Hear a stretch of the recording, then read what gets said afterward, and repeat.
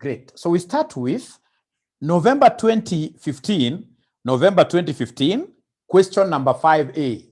November 2015, question number 5A. November 2015, question number 5, part A. November 2015, question number 5A. With reference to IPSAS 9, revenue from exchange transactions differentiate between exchange transactions and non-exchange transactions. So we have here exchange transactions and non-exchange transactions. Non-exchange transactions. So ladies and gentlemen, when you go, for example, ladies and gentlemen, when you go to income statement of the UN, income statement of the UN, pale malo umeandika revenue, you always see them saying that this revenue is from exchange transactions, and they subdivide their revenue into two: revenue from exchange transactions and revenue from non-exchange transactions. So, ladies and gentlemen, exchange transactions, of course, these are transactions where there is what here, somebody. You are selling a service. Yes, you are the UN, but you could be selling some service. You are selling a service, or you are selling, in this case here, some goods. For example, like the UN is very much known for selling what here, some publications. So when you sell like these publications, items that you have authored, when you sell them, ladies and gentlemen, and then you receive money, then automatically that revenue is an exchange transaction revenue because you have given out something, right? When it comes to non-exchange transactions, ladies and gentlemen, for non-exchange transactions, you are receiving revenue. You are receiving revenue without giving anything in return, without giving anything, without giving any service, any good in return. Very good example will be what here? The donations. Very good example there will be the donations. So tumeelewana ama hatujaelewana? Lazima tuongeleshane. Tumeelewana ama hatujaelewana? Lazima tuongeleshane. Tumeelewana ama hatujaelewana?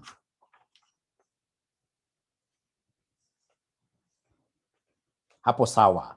Now, ladies and gentlemen, walituuliza tuwapatie examples of revenues from non-exchange transactions.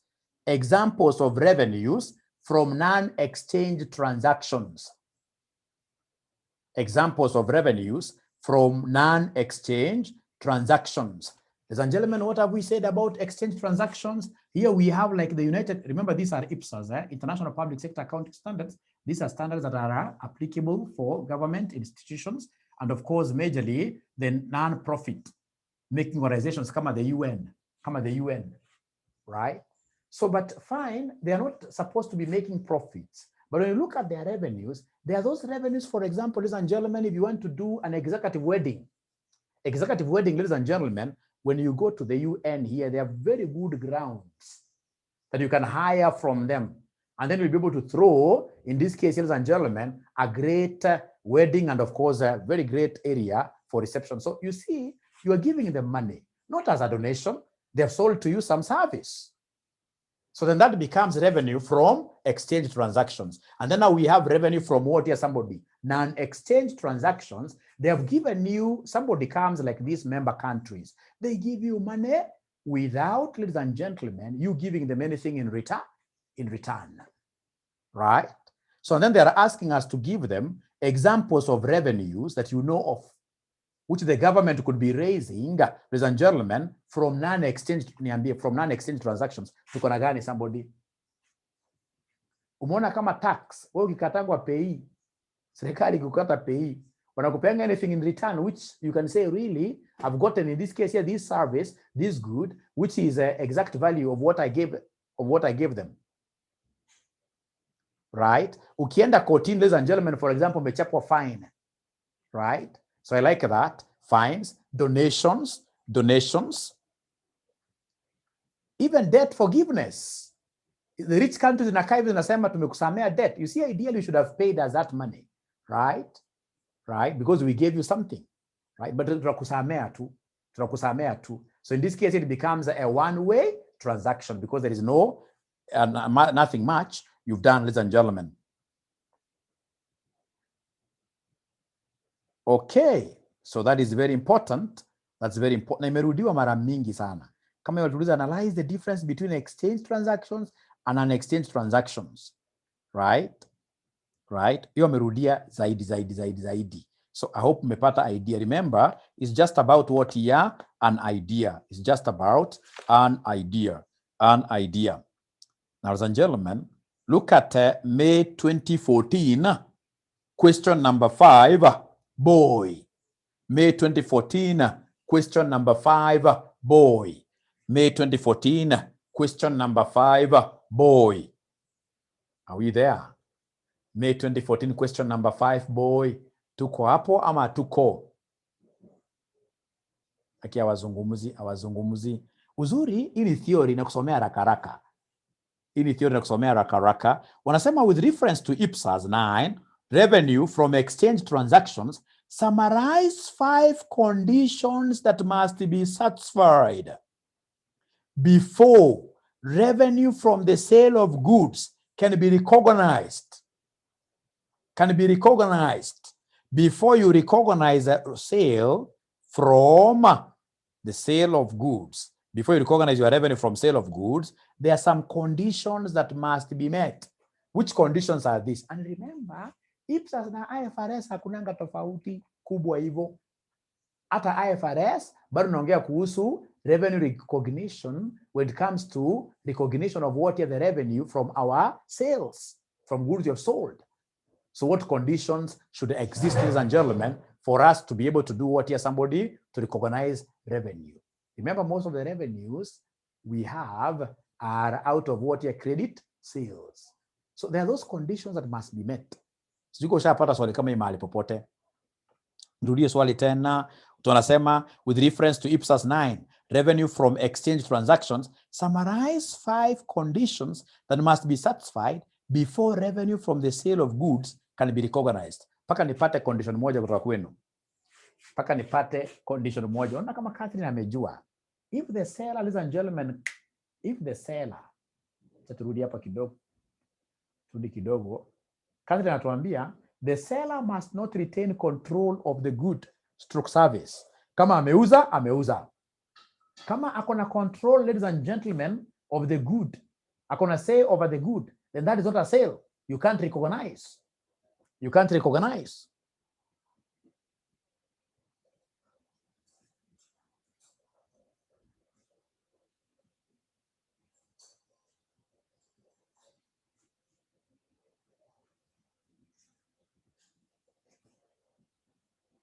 Yes, Mary Droga anatuambia quantifiable amounts or revenue.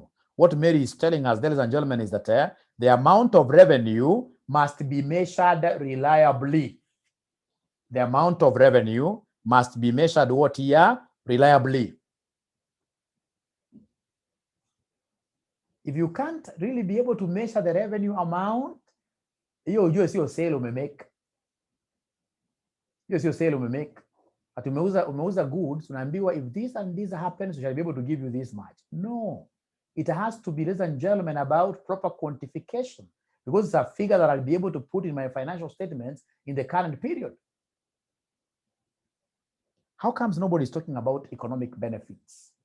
Ladies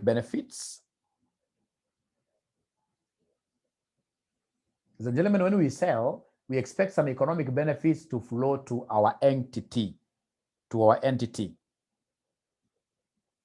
So it is probable that economic benefits will flow to the entity. Yes.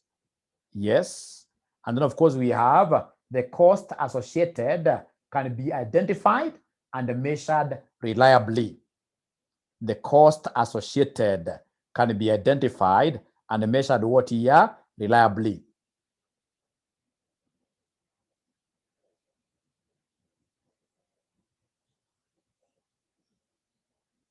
So for us to be able to book a sale, ladies and gentlemen, we must also have transferred to the purchaser significant risks and rewards of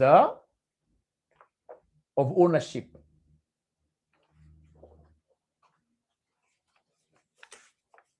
So kama ni gari tumeuza, transfer risks and rewards of that motor vehicle to the purchaser.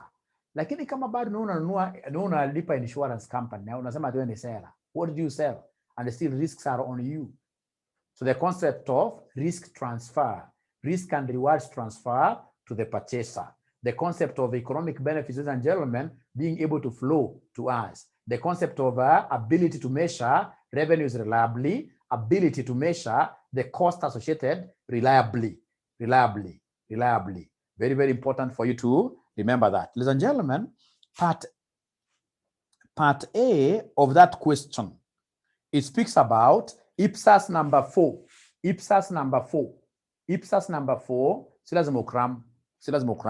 IPSAS number 4. In the context of IPSAS 4, effects of changes in foreign exchange rates explain how exchange differences arising on monetary items are recognized. Imesoma na Mr. Njuguna sana hii.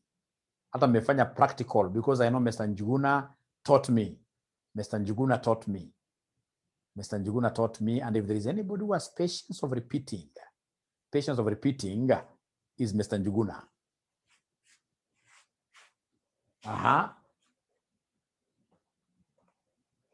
Wewe Makena, hebu soma swali vizuri tuambie na maanisha aje. In the context of IPSAS 4, explain how exchange differences arising on monetary items are recognized.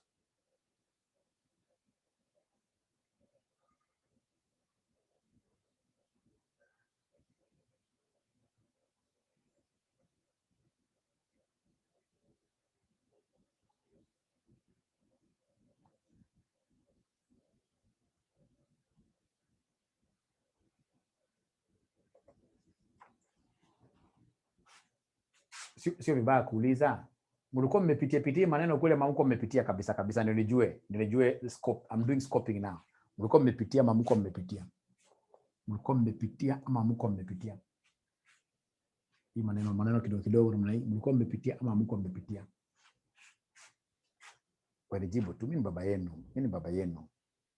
Baba yenu mnamwambia ukweli. Like me bado tunasikia wengine walikuwa wamepitia ama wako wamepitia bado. Niko nje kabisa. Nope.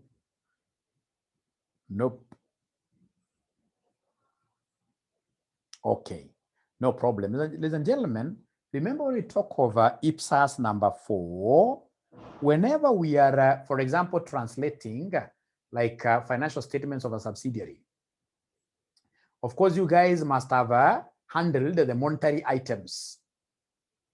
Monetary items, ladies and gentlemen, like the short term. Sema, for example, kama uko na kitu kama gani, let me give you a very good example ambao utasahau. A monetary item. In short, these monetary items, for example, you want to exchange them. When you want to exchange them, maybe you have got hard currency, you want to exchange them. It's either you will make a profit or a loss on exchange. Either you'll make a surplus or, in this case, ladies and gentlemen, a loss on exchange. Regardless of what you make out of monetary, you can never defer them.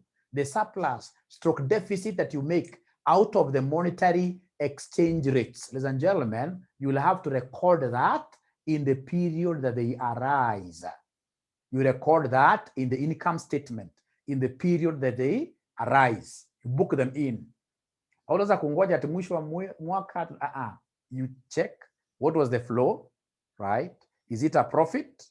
I do something. I record it when it arises. I record this when it arises. Very good. Now, the other thing that I would want you guys to be good at,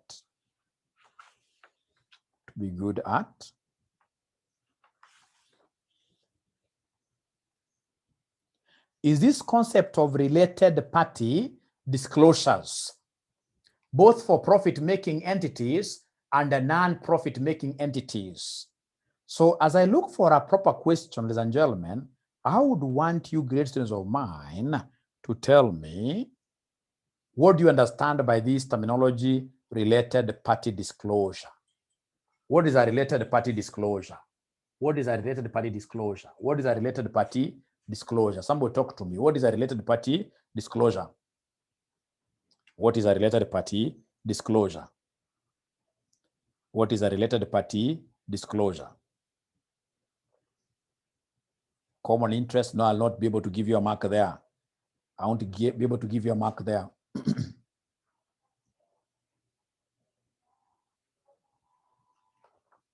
Like a subsidiary is giving me an example.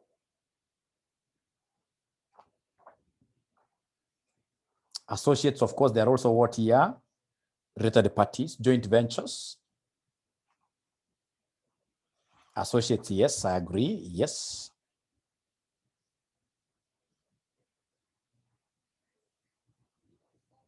Transactions between group members, those are related parties, yes. So group members.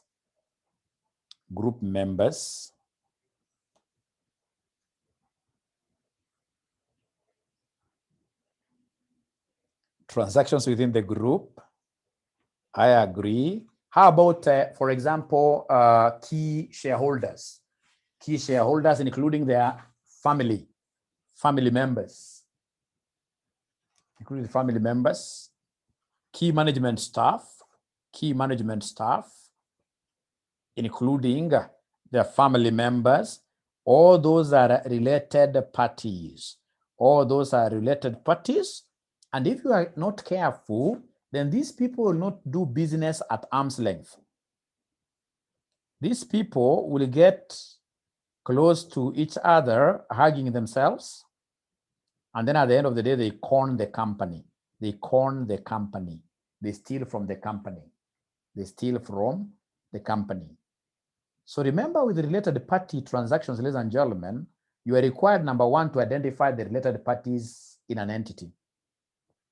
And then you are required to go and enter them in what we call a conflicts of interest register. And then most importantly is the disclosure of the business that took place between the related parties. Disclosure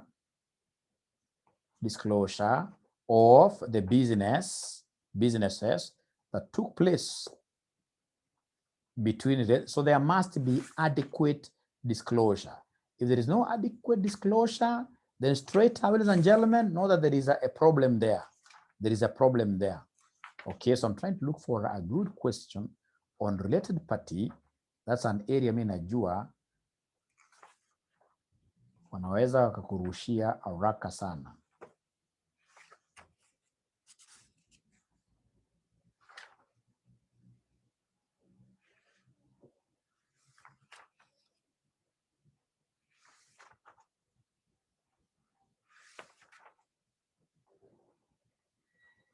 Okay. Na naona hiyo theory question ya past paper mahali wewe ya related party. Nani anaona hiyo? Ama kabla nipate ya related party, because I've already explained. Branis anasema May 2019 question 1D. Before hiyo, hebu tuangalie ya May 2014 question number 5C, hii mambo ya integrated reporting. May 2014 question number 5C, mambo na integrated reporting. Mambo na integrated reporting. May 2014 question number 5C.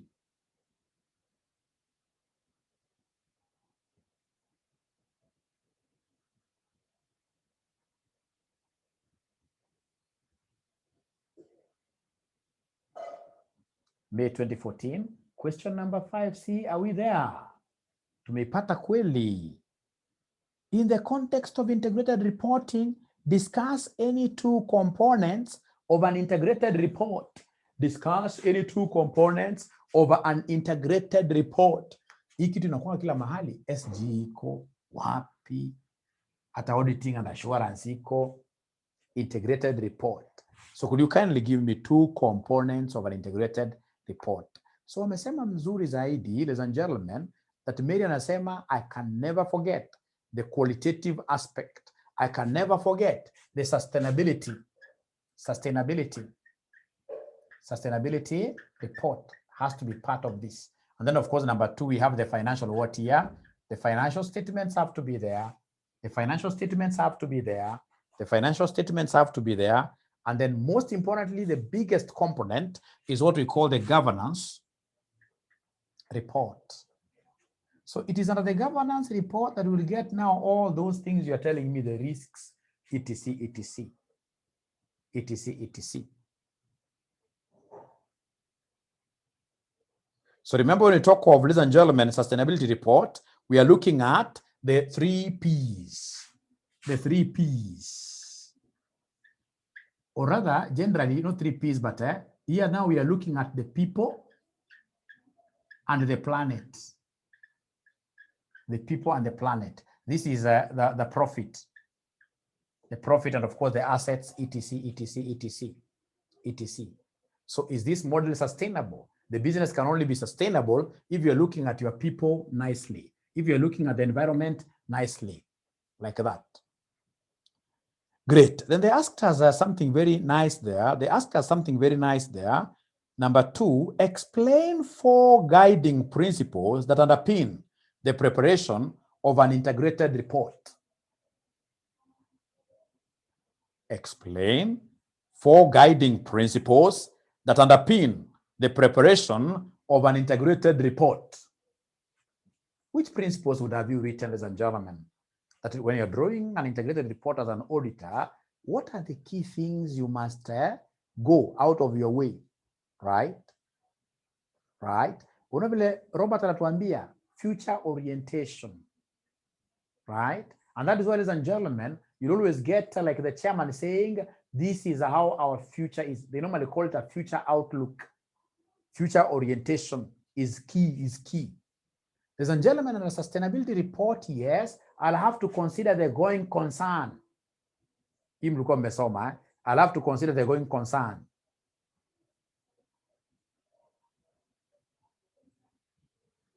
Hiyo tu.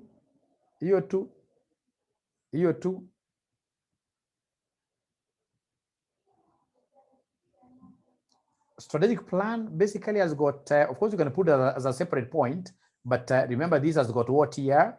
This has got every relationship with the future outlook. So I can see Bwana Hillary raising up his hand. So I don't know whether you would want me to unmute you and then you speak to us. Tumpe dakika moja. Hillary, the floor is yours. Bwana Hillary, talk to us. Just unmute yourself. And then you talk to us.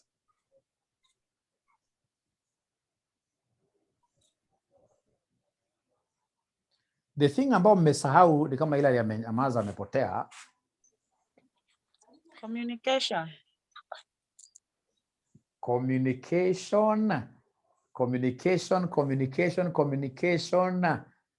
Not really. Remember, ladies and gentlemen, when we talk of what is an integrated report? What is an integrated report? Integrated, putting together. We are putting together both quantitative and the qualitative aspects of the organization. And at the end of the day, when we talk of integrated reports, ladies and gentlemen, remember the people who came up with this, they said at the end of the day, this kind of a scenario where we were doing just the annual reports, we were only reporting on the context of one stakeholder. Who was who? Who was the shareholder? The profit. Wakakuja kasema hapana. For any organization, ladies and gentlemen, to really function, there are so many stakeholders who have to be there. So wakasema at the end of the day, and the integrated reporting, ladies and gentlemen, kwamba we must have what we call stakeholder inclusivity. This is a separate point. Stakeholder inclusivity. Stakeholder inclusivity. Stakeholder inclusivity. Right? So that is a key consideration. Ladies and gentlemen, then of course the other consideration will be the governance. Governance has to be factored in. What is the structure? I have to look at this. Otherwise, if I don't look at governance and there is a whole chapter of governance in the integrated report, then I'll be having an issue. I'll be having an issue there. That one is okay. At least mlikuwa na idea. Amukwa mbaya sana. The same was repeated, ladies and gentlemen, in November 2015. November 2015, question number 2A. November 2015, question number 2A. November 2015, question number 2. Tuko na hiyo question number 2 na. Because I would want us to get a few minutes. Nikufanyie consolidation kidogo tu. Hii consolidation nafikiri mmeiva.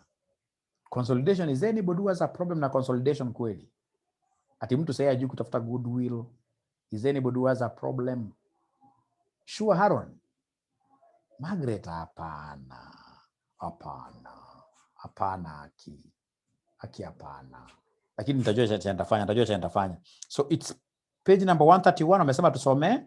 Integrated reporting IR is aimed at promoting a more cohesive and efficient approach to corporate governance.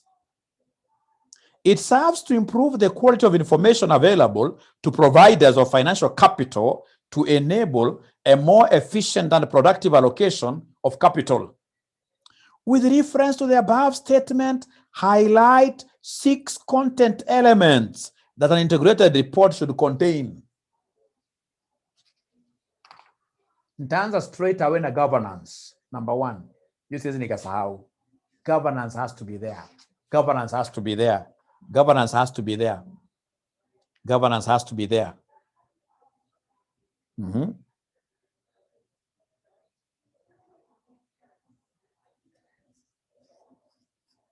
Financial performance. Financial performance. Financial performance. I like that.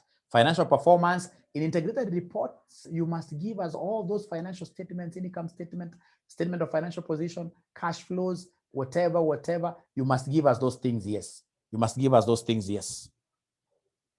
Ladies and gentlemen, remember, if it is an integrated report, you must give us a SWOT of the company. A SWOT of the company. SWOT.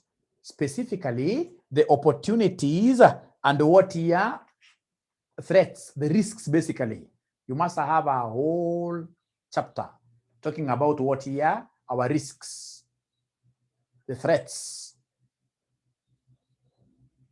Because remember, integrated reports is all about what is sustainability. And for you to be able to sustain yourself, then you need to know that these are the arrows which are coming to kill me. How do I put a stop to them? So there must be a whole chapter on what here, on risk. I like that. Then, of course, we have the future outlook. Future outlook is very, very important. Very, very important. Very important. I can see you guys are mentioning something to do with management commentaries, or director's reports. Those normally come under those opportunities. Outlook, the chairman will speak quite a lot about the outlook, etc. Ladies and gentlemen, then remember, most importantly, the business model. Nowadays, you must disclose your business model. How are we making money? How are we making money? How are we making money out of this? Or we are thieves. So business model is quite important. And of course, at the very beginning, we must also always present what we call an organizational overview. An organizational overview. Yeah, Cindy says future outlook. We must also have an organizational overview. We must have, in this case here, the macroeconomic, what we call external environment. External environment, into bracket pastel. You can speak about so many things. And the pastel is where you bring in the issue of what here. Yeah. Nicholas talks about prospective financial information. Perhaps he has an idea that that thing could come tomorrow, right?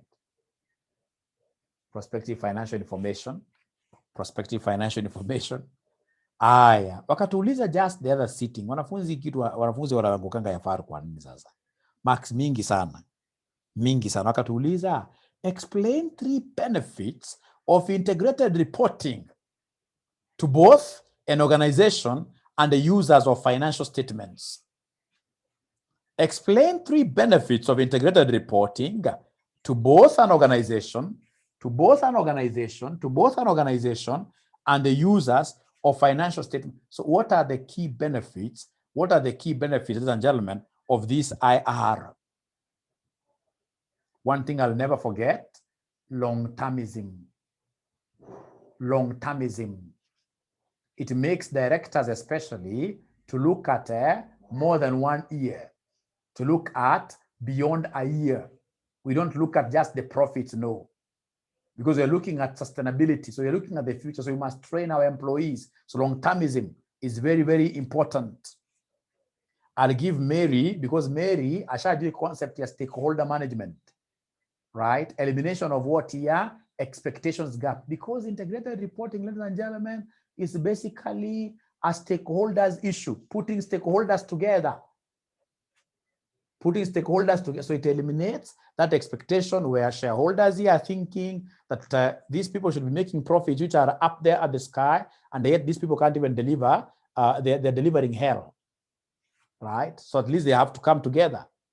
So it helps us get, like what the other lady told us, getting stakeholders on board. So elimination of the expectations gap. Please give me the points. Before I give you the gist of this class. This class, really, I've got so many things to give you. in this class.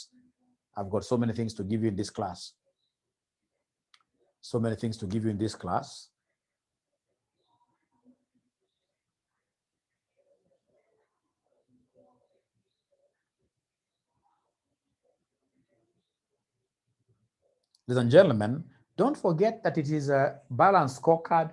It is integrated reports that normally give us a very serious connection between what and what, between financial and non-financial metrics. So connectivity between financial and non-financial metrics.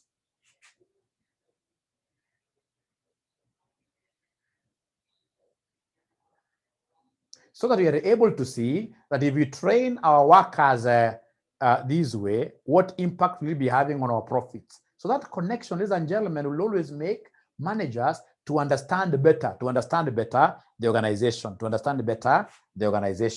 So, ladies and gentlemen, I would want to beg for 15 minutes I eat something. Nimeongea tangu saa 11 nilikumbuka sijachukua break, which is very unhealthy. Lakini sasa kuna one problem. Nikienda najua mtanipea ruhusa nikule. Kukula nayo mwezi kataza mtu kukula. Nikienda kukula, ladies and gentlemen, kuna one problem.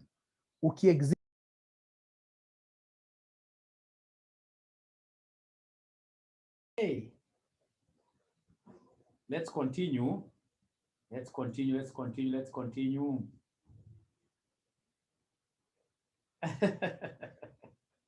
Tuendelee sasa pole.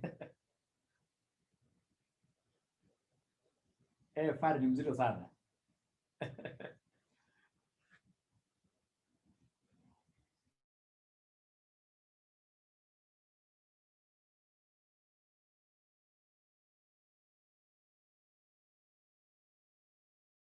Change tu kwanza ndio. Huyu ni amejua. Oh yeah. So May 2017 question number 4, Emmanuel says he can't hear. Are you able to hear me really? Are you able to hear me? Yes. So Mondi, network problem. The management commentary, management discussion analysis MDA, provides users with integrated information that provides a context for the related financial statements. Discuss 3 contents of management commentary in the entity's financial, the same. Ladies and gentlemen, you must give us. Yes.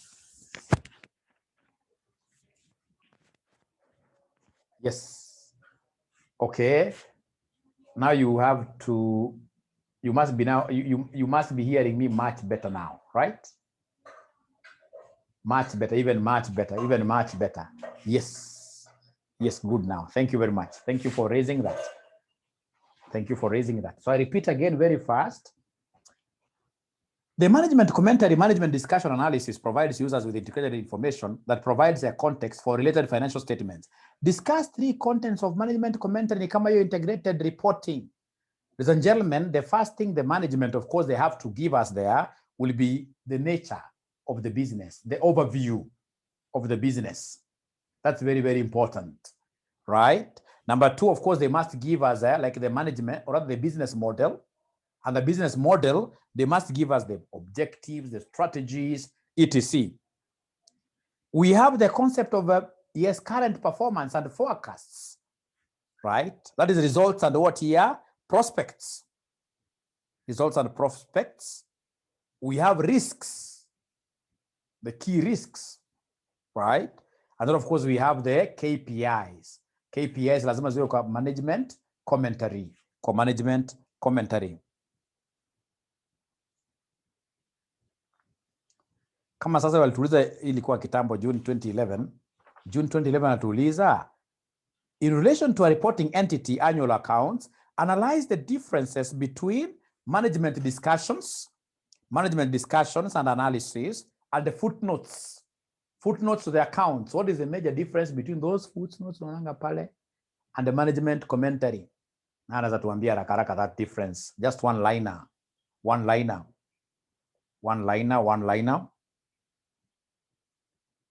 Kuna footnotes na kuna management commentary. Management discussions and analysis. What is the difference before tuende katika consolidation? Before tuende katika consolidation, what is the difference there?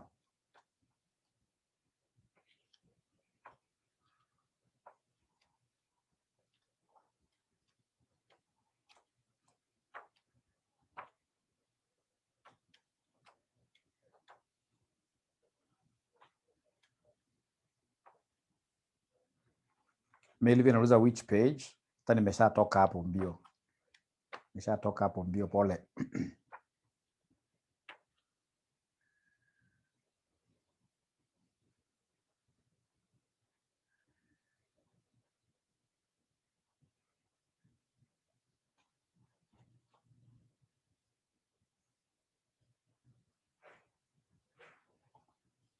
Footnotes are a summary of what could not have been included on the MDA. No.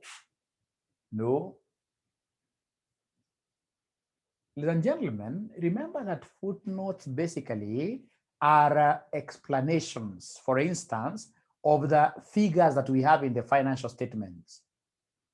Mostly, like, for example, like the principles we used, right? Like the policy or of depreciation, right? Footnotes, right? But when we talk of management discussions and analysis, ladies and gentlemen, of course, even them, the directors, will also talk about the figures mostly. But now here we are talking of the bigger picture, both quantitative and what here, qualitative, right? The overview, the risks, like now in the footnotes, you'll not have those risks there, right? You cannot have strategies under footnotes. No, those will come under management what you discussions like that, right? Very good. Now, ladies and gentlemen, the last one before I disappear, there is this one here which wants you to describe what a government business enterprise is. What a government business enterprise is. What a government business enterprise is. Saidia mwalimu, what is a GBE, government business enterprise?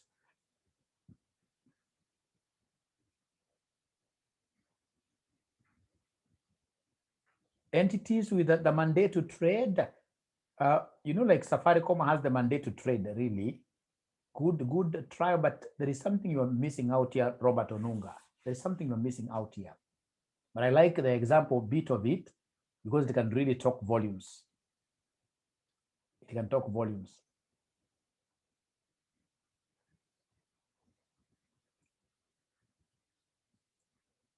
Very good. Jairus tells us these are entities owned by who? By government. They are entities owned by government.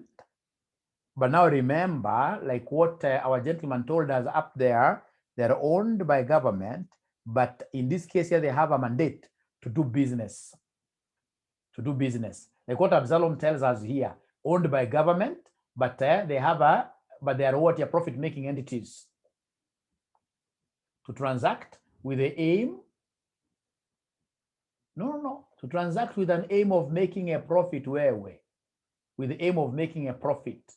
They can provide goods or services to citizens at a profit, yes. So the gentlemen, listen to me very well. Listen to me very well. When we talk of government business enterprises, these are basically profit-making institutions that are owned by government. They are not supposed to get funding from the exchequer. They are not supposed to get funding from the exchequer other than the initial capital.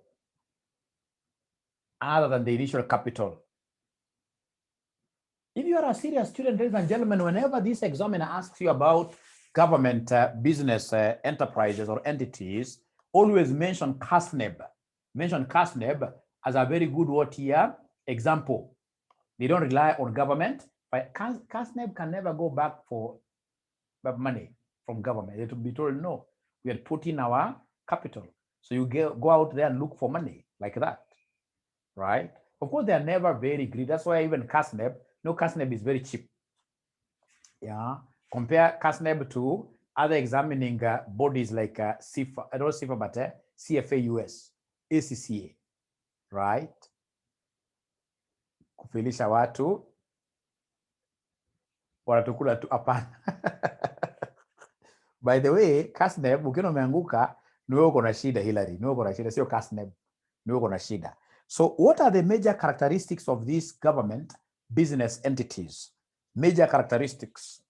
What are the major characteristics of government business enterprises?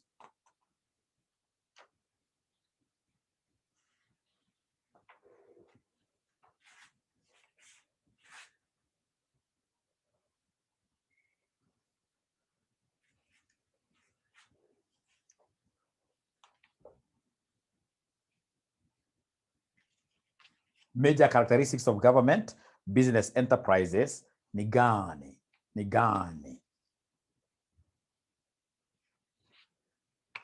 Major characteristics of these companies. Ya kwanza ni power to contract in its own name. Power to contract in its own name. Kama ni magari wana own na jina yao. Has been assigned the financial and operational authority. Financial and operational authority to carry on business. Has been assigned the financial and operational authority to carry on business. It sells goods and services. Sells goods and services.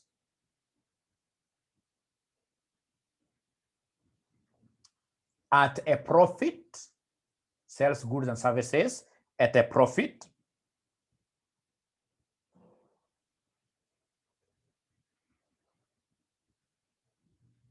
They are not reliant on continuing government. They are not reliant on continuing government funding. Not reliant on continuing government funding. They are controlled by public sector entities. They are controlled by public sector entities. In this particular case, the treasury. Mostly treasury, like that. Now, ladies and gentlemen, there is this last area ambayo hautamiss. Hii mambo ya steps followed, right, in setting of IFRS. The steps which you have to go through if you want to make a new IFRS, if you want to make a new IFRS, what are the basic steps that you've got to go through? Yes, IFRS. So we have McKenna talking about ideation. The idea has to be there. Want to do, right? So who is issuing this paper? Charles, thank you very much. Who is issuing the paper, Mary? Who is issuing the paper?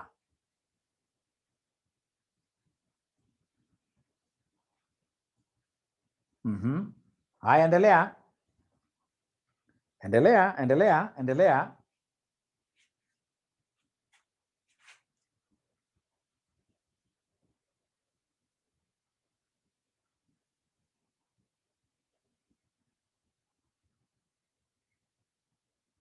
Then discussion letter, public participation.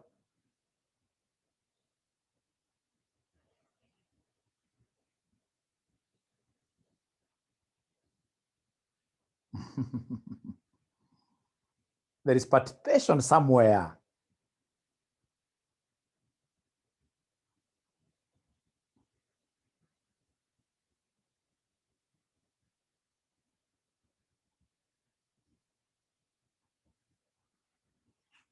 Sasa ndio nimeona huyu anamaanisha namna gani. Kitu ako nayo amekuja na what we call a mnemonic. Unaona hii idea. Anasema there must be a concept paper. So issue a paper.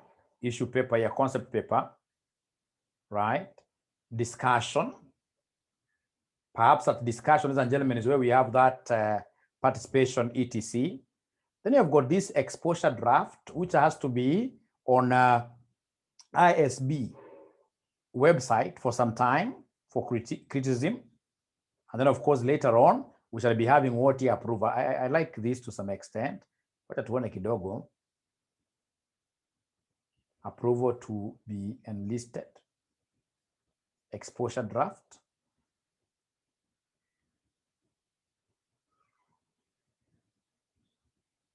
Consultations here with these other bodies of accounting.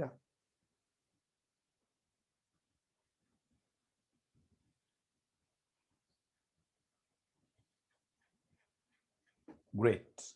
So at least hiyo ni kitu unaweza Google ama ukafanya whatever, uko na idea. Hii maana hapa ni wewe ukuwe na idea, ndio tafadhali uniwache dakika 2 niweze kufanya kitu ambayo inaitwa consolidation. Na consolidation tafadhali, hata usiende kusoma vitu mingi sana ya consolidation, mnaenda hapana.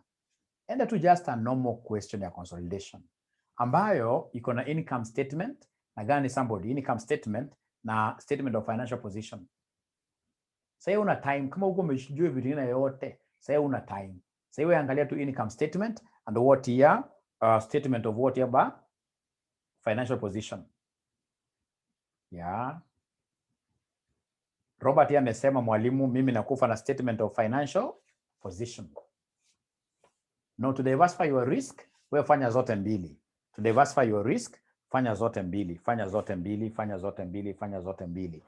Aya. So mtanipatia dakika 1 tu ni download kitu hapa. Nicholas anasema cash flow na cash flow. Mtanipatia dakika 1 tu ni kuonyesha maneno hapa. Only 1 minute. Only 1 minute. Ukuje kunithank kesho ukisema mwalimu ulitusaidia sana.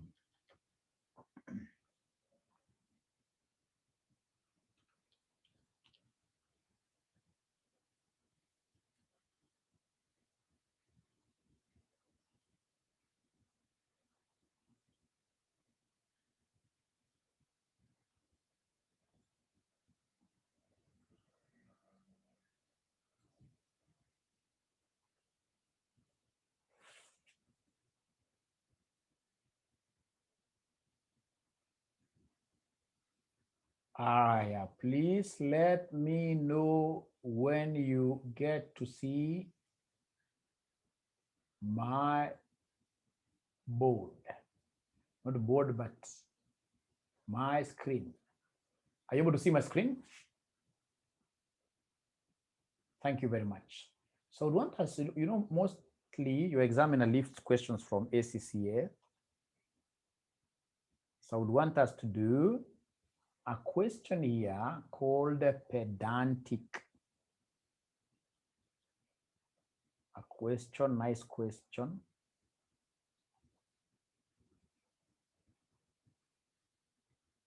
Nice question called who?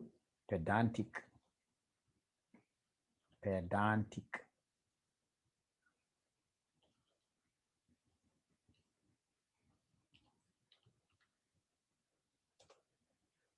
Do you happen? Yeah. Very nice question. Very nice question. Very nice question. Very nice question.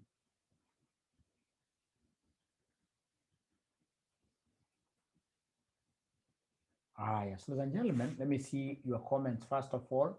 Yes. Wanataka teacher afanye zote sahi.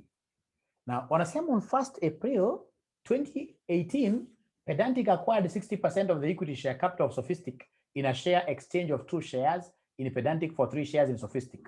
The issue of shares has not yet been recorded by Pedantic. At the date of acquisition, shares in Pedantic had a market value of $6. Below are the summarized draft financial statements of both companies. Statements of P&L, Pedantic, Sophistic. Statement of financial position, Pedantic, Sophistic. The following information is relevant. At the date of acquisition, the fair values of Sophistic assets were equal to their carrying amounts, with the exception of an item of plant, which had a fair value of $2 million in excess of its carrying amount. It had a remaining life of 5 years at the date straight line. Sophistic has not adjusted the carrying amount of its plant as a result of the fair value exercise. Sales from Sophistic to Pedantic in the post-acquisition period were $8 million. Sophistic made a markup on cost of 40% of these sales. Pedantic had sold like that. Other than where indicated in your noise, Sophistic trade receivables were due from Pedantic, which did not agree with Pedantic corresponding. Pedantic policy, NCI wameniambia, the fair value of NCI in Sophistic at the date of acquisition was estimated to be $5.9 million. Consolidated goodwill was not impaired. I like that. So they want us to give them prepare the consolidated statement of P&L for Pedantic for the year ending like that. Prepare consolidated statement of financial position for Pedantic like that. Statement of change in equity is not required. Right? Great. So ladies and gentlemen, let's just handle this question in 10 minutes. 10 minutes, mtakuwa mmetoka nyote hapa, hata mimi najua mmechoka. So jambo la kwanza, any question ya consolidation, usikaianza na workings. Unasema nini yangu iliisha kitambo battery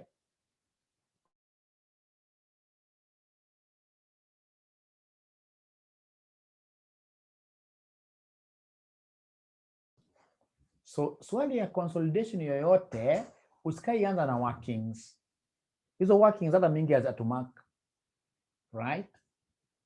So the only thing unafaa ujue ni group structure. Group structure. So like now here, ladies and gentlemen,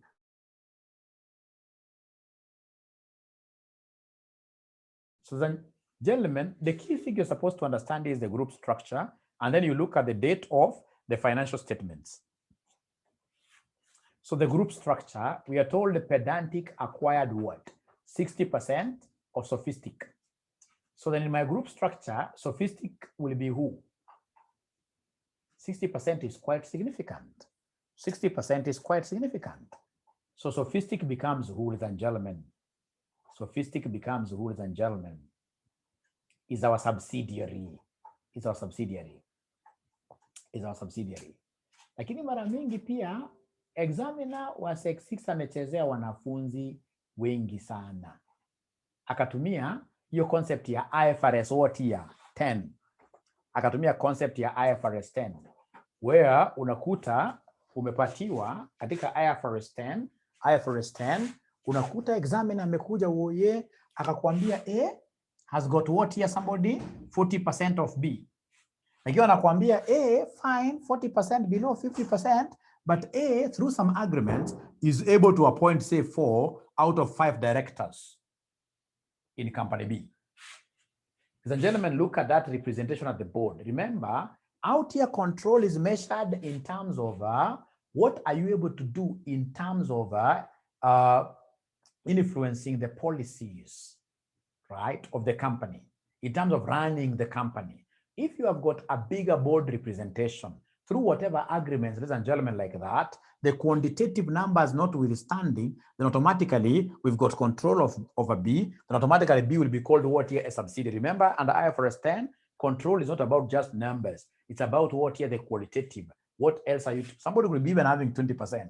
But for example, if you're given the right to appoint the chairman to the board, and on top of the chairman, blah, blah, blah, then straight away know that you have reign control. So like now here, what they have done, they have told us, ladies and gentlemen, that we have a company called the Pedantic here, a company called Pedantic, which has acquired 60% of Sophistic.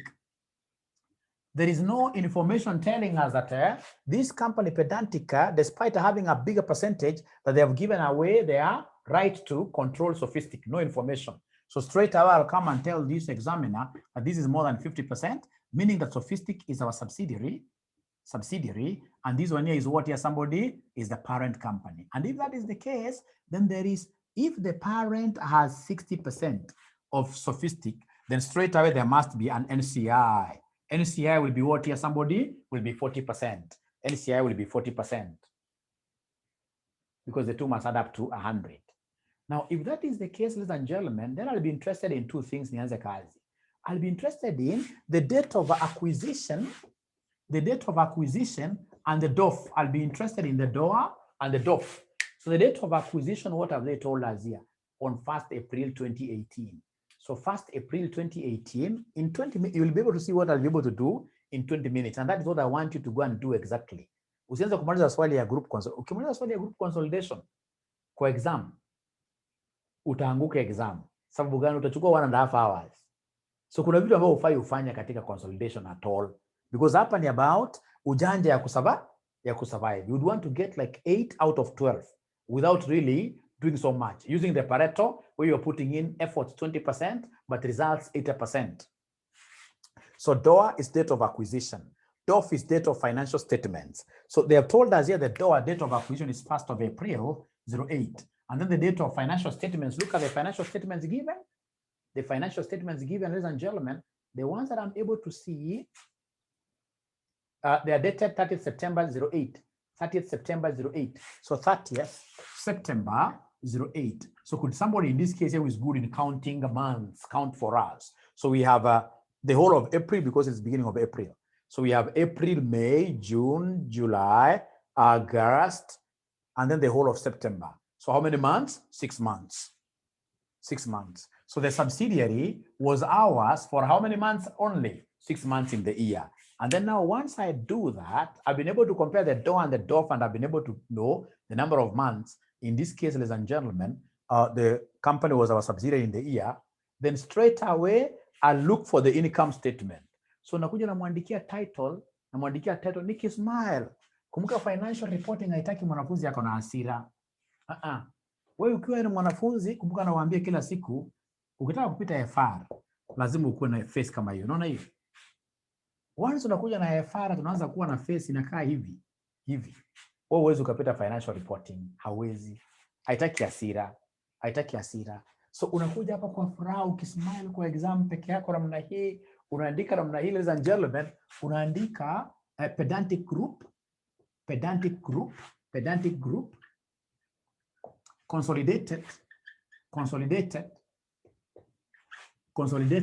income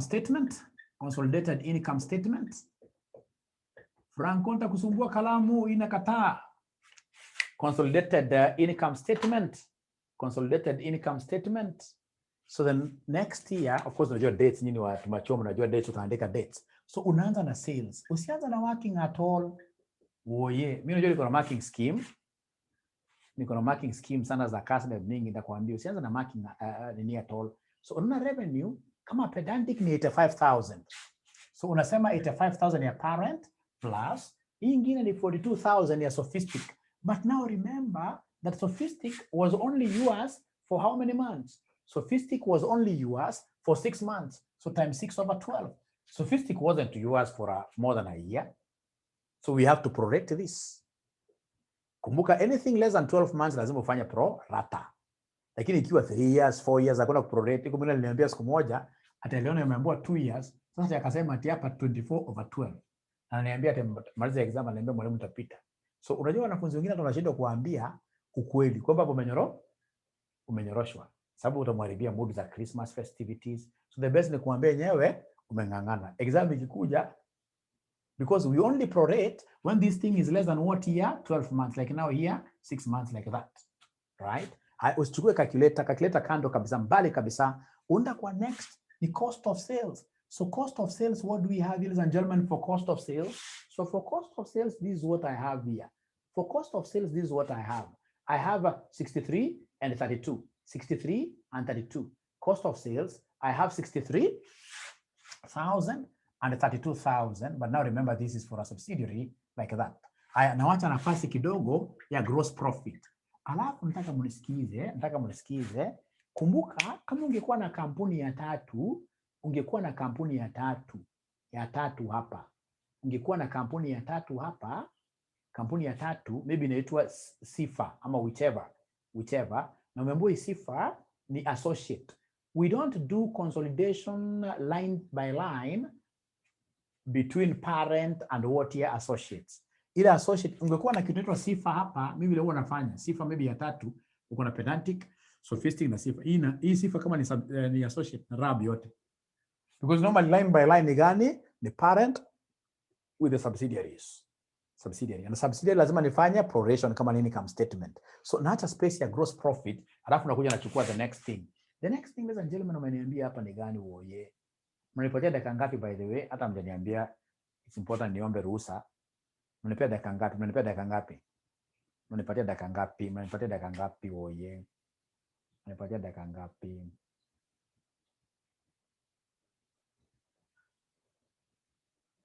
Thank you very much. Not hapana. Exam lazima mlale.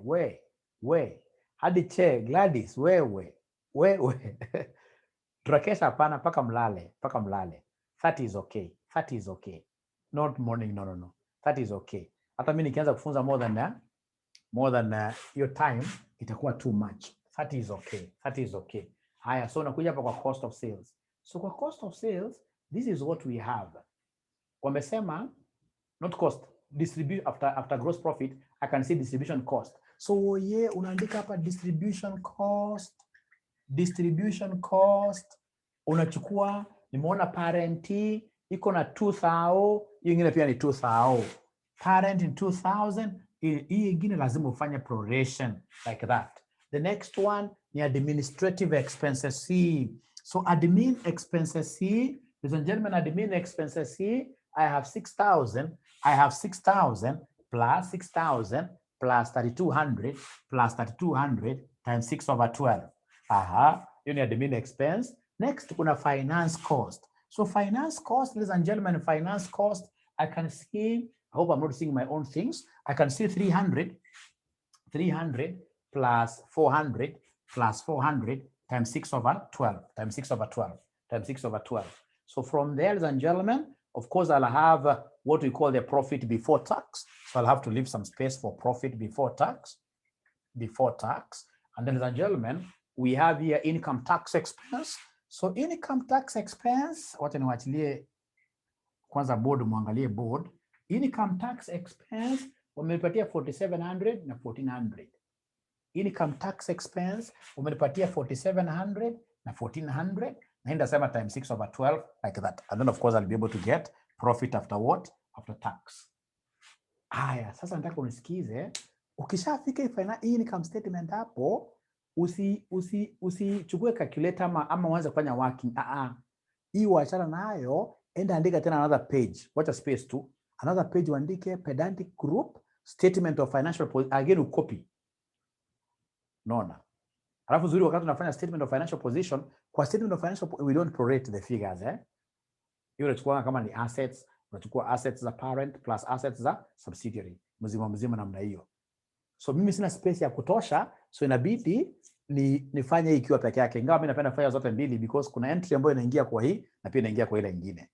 Haya, sasa nisikize. Kitu ya kwanza, mimi ni mwanafunzi mjanja sana. Kitu ya kwanza natafuta, ndajiuliza hii kampuni ziliuzania. Mwanafunzi mjanja anapitanga kitu bila kujua. Hii kitu sipeta kiwerevu sana. Unauliza hizi kampuni mbili ziliuzania chochote? Yes, ukiangalia, look at note 2. So what was the intra-sale? Sales from sophistic to pedantic in the post-acquisition period were 8 million. Oh yeah. Hata bila kuendelea kusoma, nimesha realize kwamba there was an internal sale. That internal sale, ladies and gentlemen, is fake. Any internal sale should be subtracted from the group sales and from the cost of sales. So unakuja hapa uoye unasema minus 8,000. Mimi naona wanafunzi wakisoma consolidation sana wachekelea, unasoma nini hapa? Hata ukiambiwa tu baadaye atijui partial disposal. So long as it's control to control. When I lose control, ndajiuliza ni lose control wakati gani? So from there ni kufanya prore. Hii ni kitu ya macho tu, hakuna kitu hapa. So nimeweka 1,000, nakumbuka hii figure zote ziko in thousands. So baada ya kusema 8 million, mimi nimesema 8,000. Kwanza tuanze hapa kabla ni explain Robert. Are you able to see why I'm using 8,000 and not 8 million? Are you able to see why nimetumia 8,000?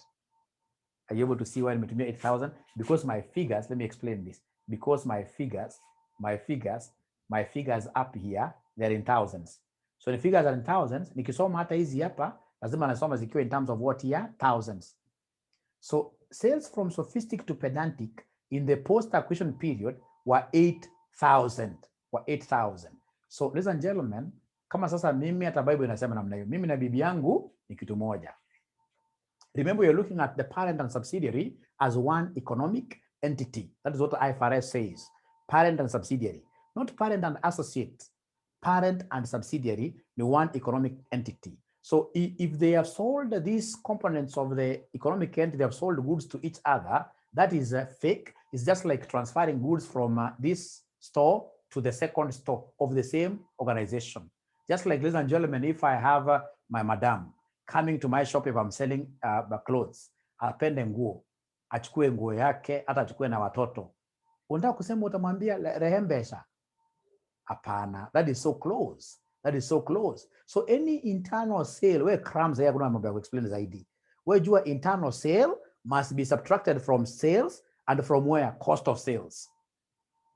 Now what tuna subtract from cost of sales kwa sababu gani? Because in cost of sales, we have opening stock plus purchases minus closing stock. So one of the companies is saying, I sold goods worth 8,000 to B. And the B on the other side is saying, I purchased. But you see now purchased is in cost of sales. Right? So, ladies and gentlemen, remember, what have we said about intra-sales? If I were you, Jaira, somewhere, I would have written a statement there about intra-sales, that intra-sales must be cancelled from the group sales and the group cost of sales in my mother tongue, Kikamba. Now, ladies and gentlemen, again, now remember, these things are very, very procedural. You follow them that way. If there is an internal sale, kuna profit ambayo ile kampuni iliuza, kuna profit ambayo iliclaim, imemake from a sister company. Kama a sister company ingekuwa imeuza everything from that company as well, whatever it received, if it had sold everything to outsiders, to third parties, then the entire profit will be realized. But in most cases, if we sell these goods here, which are worth 8,000 to Sophistic or whoever, chances are, by the close of the year, hawatakuwa wamemaliza kuuza hizo goods zote. Kwa hivyo kuna what we call, ladies and gentlemen, there is what we call UPS. UPS in this case here stands for what here, somebody? Unrealized profits on stock. So we have what we call UPS. So UPS is unrealized profit on what here? On stock. How do I get UPS? We normally take the profit margin always. Profit margin times the remaining intra-sales times the remaining intra-sales. So anytime we want to get UPS, anytime, ladies and gentlemen, you want to get UPS, always UPS, we take the profit margin times times remaining intra-sales, times remaining intra-sales. So have they given us, first of all, in this question, have they given us, ladies and gentlemen, have they given us the profit margin? Wamesema Sophistic made a markup on cost of 40%. Ladies and gentlemen, markup is an enemy of consolidation. Whenever you see markup, there is a free mark for you. Whenever you see markup, always calculate margin. So come and calculate. So wametuambia markup is 40 over 100. Ladies and gentlemen, mimi najua ukinipatia markup, mimi najua margin iko na base kubwa. Unakaa hivyo, margin iko na base kubwa. Kumaanisha margin itakuwa 40 over 100 plus 40. Yani margin, una imagine tu, margin iko na bigger denominator. So then what I'll do, I'll take the denominator of the markup plus the numerator. Hii hapa. Unaona hii? Kama numerator. So nimechukua chini hapa. Nimechukua 100 plus. So inakuwa ni 40 over what here somebody? 40 over 140. So what have we said, ladies and gentlemen? What we have said, which is very important, is that markup, whenever you see markup, ladies and gentlemen, in group consolidation, that is an enemy of progress. We have to look for margin. So I don't know whether there is somebody who has somehow known how to, at times you also ask for grace of God. Is there anybody who has somehow known how to calculate the profit margin? Profit margin. Margin. Is there anybody who has known how to, grace of God. Grace of God. At times the grace of God. It's only one student amejoke. Wengine je woye. Nataka niwasaidie. Thank you very much. Thank you very much. Thank you very much. Thank you very much. I can see, great. Thank you very much. Sasa kama mmeshika, hebu niwaulizeni, kama ungepatiwa hapa makapu, ungepatiwa makapu 3 over 8. Margin ingekuwa nini? Margin ingekuwa nini? Thank you very much. Wewe Mwang'ombe bwana. Mwang'ombe ameadd 1 hapa. Wewe angalia, unachukua 3 over 8 plus 3 tena. Plus 3, inakuwa 3 over 11. Thank you very much. Now, ladies and gentlemen, let's get back here. Tumesema for the unrealized profits, ladies and gentlemen, for the unrealized profits, what do? We are taking our profit margin, which is 40 over 140, times the remaining intra-sales. Remember, the total internal sales was 8,000. But remember, at the end of the day, pia walifanya kabidi, lazima waliuza. Hawakutoka bure, hiyo kampuni receive, hawakutoka bure. So, ladies and gentlemen, what do we have here? We are told Pedantic had sold 5,200 worth of these goods. 5,200. So in this case here, the remaining intra-sales, itakuwa ni 8,000 minus 5,200. Hebu nisaidie hiyo UPS inakuja ngapi somebody?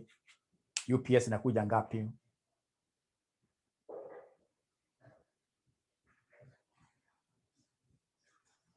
Utashika sana. And this is the approach, ladies and gentlemen, ukikamata 800. We're going to name 800. 800.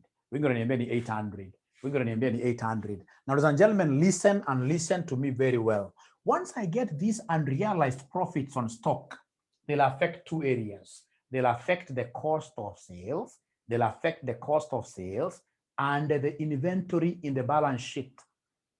Because remember, IAS2 tells us that stock should never be kept at a profit. Stock can only be kept in our stores at a cost. But now we have a situation where one of our group members have their stocks having a profit in them, a profit of 800. So then we shall cancel this UPS from the cost of sales and from the inventory in the balance sheet.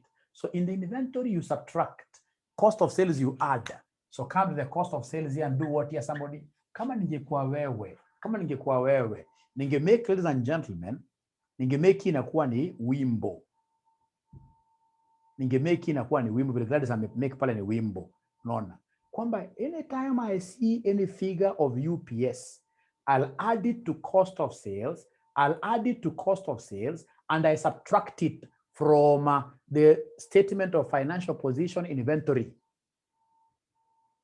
Ningetaka sana kuexplainia mambo ya ati uki overstate profit, automatically your cost of sales in the stocks. Lakini it makes sense saizi. Saizi the very best. Tumesemaje? UPS add to cost of sales, subtract from inventory. Tumeelewana namna hiyo kweli? Can I go to something different? Can I go to something different? Yeah. I hope umeandika kitu kimother tongue. Mimi nataka wanafunzi wanaandika kimother tongue. Now, ladies and gentlemen, the next thing, hiyo nimeshamaliza na mambo ya stocks ure. I wish my board ingewe natoshea balance sheet. Ningepeleka upiga pale naandika pale minus kwa inventory. Lakini saa yangu haitoshei. No problem. No problem. No problem. So, ladies and gentlemen, the next thing I'll think about ni any revaluations.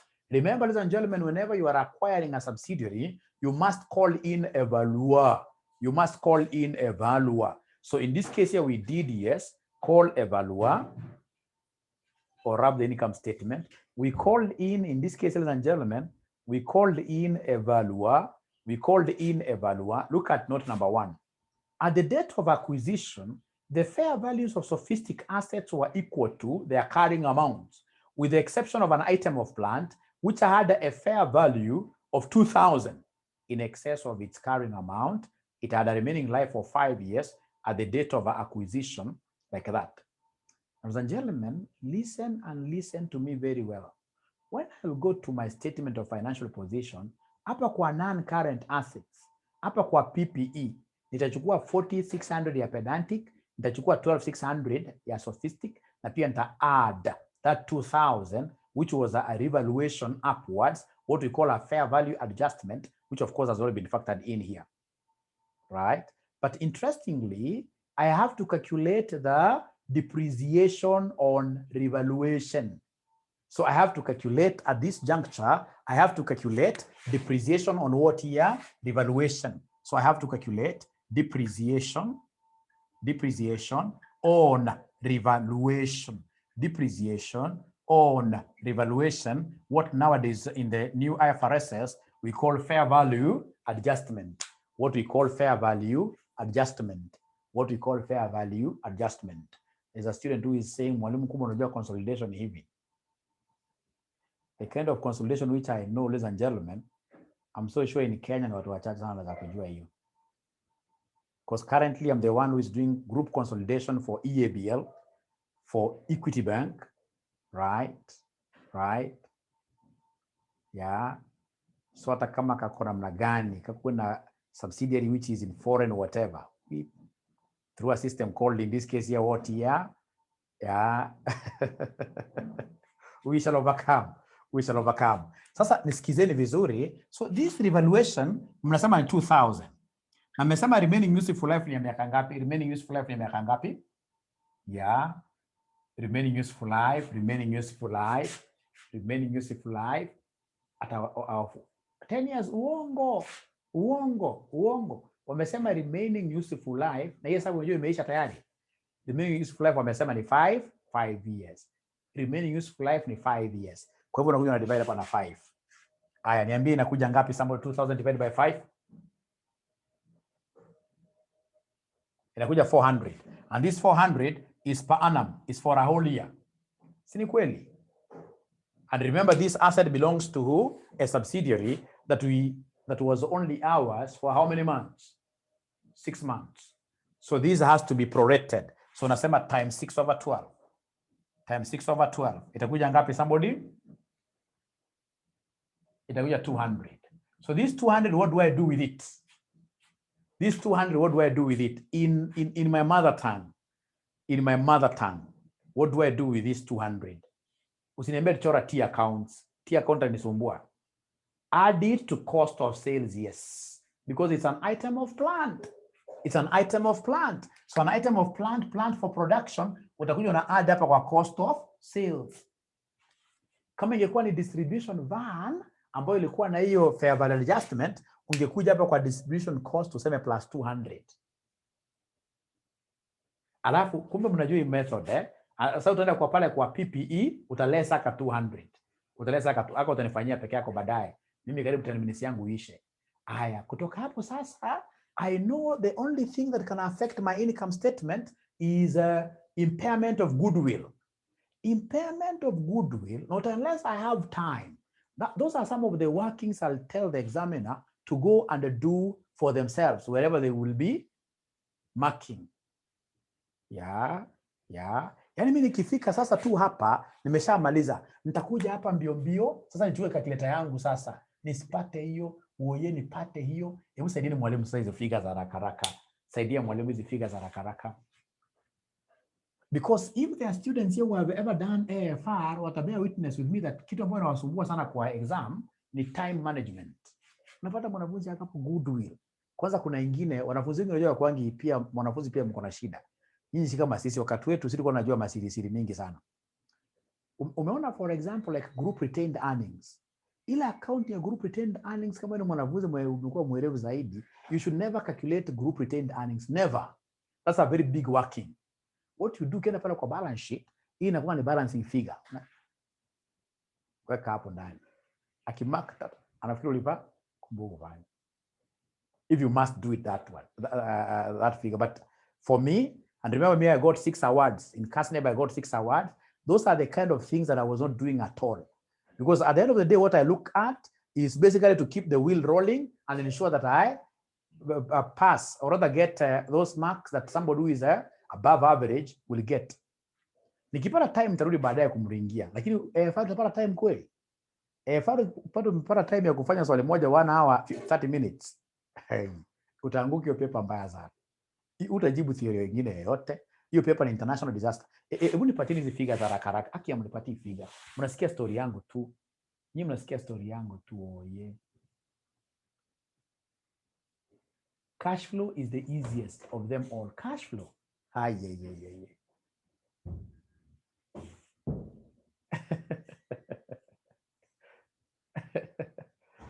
Cash flow is the easiest. Cash flow is the easiest. So this is question number 29. Maybe sasa nyinyi tukesha na nyinyi. Kama mnajua cash flow bado, maybe sasa tukesha na nyinyi mpaka asubuhi. Maybe tukesha na nyinyi mpaka asubuhi. Shida, spouses wenu wata understand kweli, watajua unasoma ama utaambia nini madamu wako na watoto, utawaambia nini? Hapo utawaambia unawatafutia. So ukiona kuna answer, unapo wamesema revenue 98,000. Revenue is 98,000. Revenue is 98,000. How about cost of sale? Cost of sale wamesema ni 72,000. Ukisubtract according to ACCA, I like ACCA, inakuja 26,000. Kwanza tuone kama nyinyi mmefika hapo kwanza. Tuone kama nyinyi mlifika hapo kwanza. Ndio tujue vile tutakesha. Tuone kama mmefika hapo kwanza.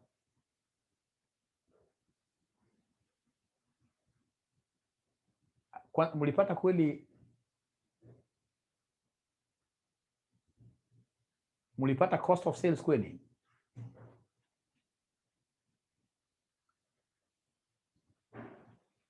Cost of sales. Cost of sales mlipata ngapi nyinyi hizi ukiandika? Ama nilivuta haraka. Cost of sales, cost of sales, cost of sales.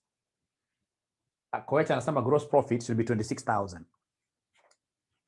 Walisipata 72,000. Gross profit should be higher. Alafu najua uzuri wa hii method.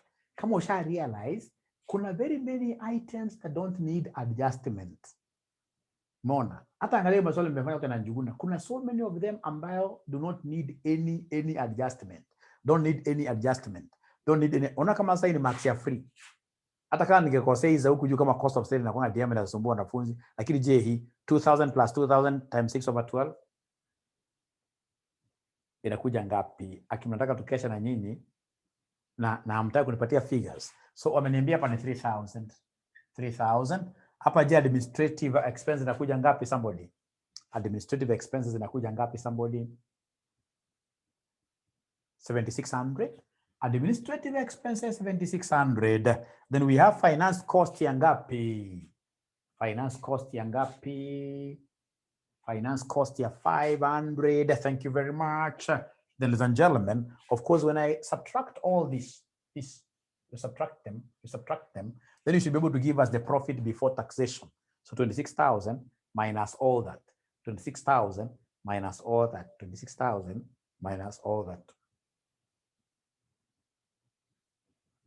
14,900. Aya, abracadabra. Nipatie sasa hapa income tax expense inakuja ngapi? Income tax expense shigana. Income tax expense 9,500. 5,400. 5,400. So please now subtract this for you to be able to give us the profit after what year? The profit after taxation. Subtract for you to give us the profit after taxation. Ambao wamesema inakuja 9,500. Sasa utapata mwanafunzi mwenye ajui FR ati ameanza kugawa ati what is attributable to the parent, what is attributable to haya. Unasema Ruben anasema ni 4,900. Ruben amepata 4,900. Alipata 4,900 wapi? Tax. Tax wanasema tax ni 4,900. Is that true? Tax ni 4,900 kweli? Tax. It is 4,700 plus 700. Hiyo iko sawa. Ruben amekubali iko sawa. Thank you very much. Thank you very much. Hata kusema ukweli ndio huyo hapa. Hata msema ukweli ndio huyo hapa. Ruben wewe kocha ni mchokozi. Kocha anakuambia Ruben wewe unalala bwana. Sasa unaona hapa, unaona hizi. Siko hapo. So ukija hapa kwa property plant and equipment wamechukua ile 4,600 plus 12,600 plus 1,800. 1,800 wametoa wapi? Walichukua ile 2,000 minus ile 200 yetu. Right? So ladies and gentlemen, that is it. So unakuja pia ukienda pale kwa balance sheet, technicality ya balance sheet itakuwa wapi sasa? Itakuwa pale pa mambo ya internal owings. Internal owings unaenda kwa receivable unangoa. Unaenda kwa payable unangoa namna hiyo.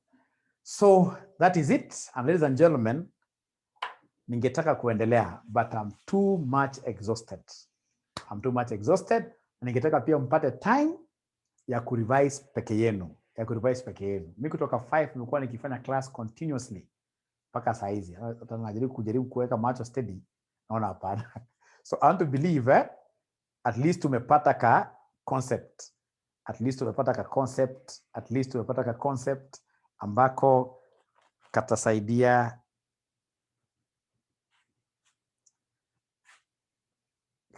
sisi.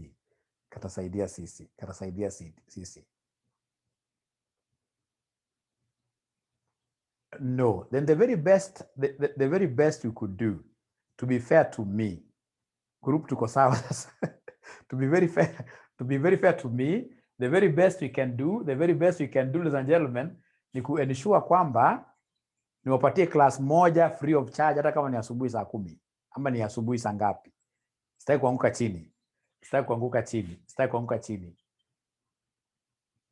Kuna vile masomo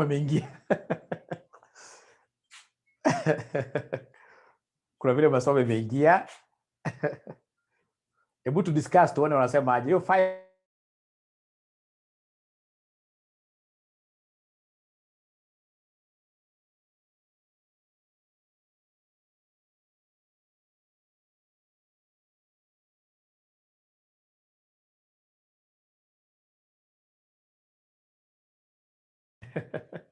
So wengi tuko sawa sasa, maybe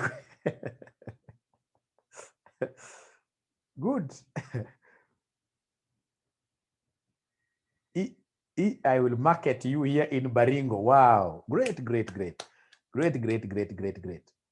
Free itakuwa free of charge. Ya kesho itakuwa free of charge. Lakini sio 4, wacha nilale masaa yangu vizuri, italala masaa yangu 6, 5 am na nitakuja na shortcut gani? Shortcut ya group cash flow. So 5 am cash flow. Now ladies and gentlemen, hata 1 hour ni sawa. Ladies and gentlemen, the other thing ambao wanafunzi wengi wanalialia, you see like now today, tuko very much happy because the chairman of ISPAC that I was really supporting, candidate I was supporting for chairman of ISPAC, amepatiwa kiti. Yeah. Mimi nilimwambia vie for this thing, amepatiwa, tumemkampenia sana. So wananiweka mwalimu hapa kwa committee, ISPAC committee, member services in charge of what year? Education. It's a role that I'll really be able to take with a lot of honor because I know accountants wengi hapa don't over admit. Yeah. Sasa hiyo pia ni makosa, hiyo ni makosa, perhaps you are greedy. Hiyo ni makosa kwetu, tumechukua pesa more than 100, tusifanye hivyo tena siku nyingine. Si vizuri.